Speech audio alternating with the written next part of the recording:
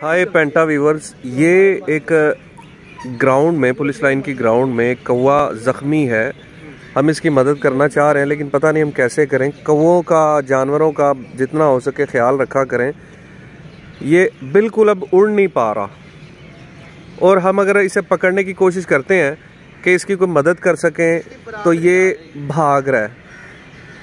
But we try. भाईजान, अगर अवैसा आप अगर पकड़ लें, वैसे भाई इसकी बरादरी बाद में नहीं छोड़ेगी।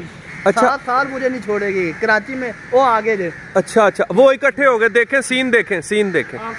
ये देखें, जितने भी कौवे हैं वो ऊपर आ गए हैं। इन्हें इतना पता है कि हमारी बरादरी के किसी बंदे को पकड़े तो क्या करते हैं। जरा अब ऐसा जरा आए। मार दे मैं तजर्बा कर चुका। नहीं, क्या कहेंगे, कुछ भी नहीं कहते। मैं पकड़ता हूँ, मैं अच्छा, इसके बारे में बताएं। व्यूअर्स देख रहे हैं कि ये क्या, इसके बारे में आप बताएं। कौवे जो हैं, ये वाकई मैंने पहली दफा ये मंजर देखा है वीडियो में। हमारे नाजरीन को बताएं। सब ये तो उसको पकड़ने की कोशिश कीजिए ना।